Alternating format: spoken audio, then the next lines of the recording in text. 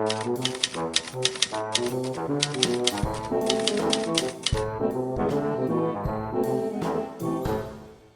always an irony to me uh, that of all the castings that are out there, occasionally I wind up doing the same casting as another hobbyist in the same time frame.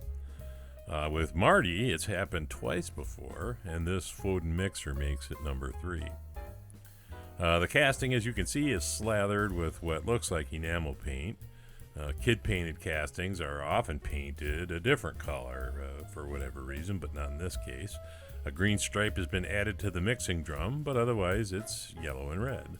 And Matchbox produced it from 68 to 73. It was always yellow and red. Even after the conversion to superfast, which is kind of unusual. Usually they change the color. It's an 8-wheeled S20 Foden, I'd say, a mainstay of their truck production.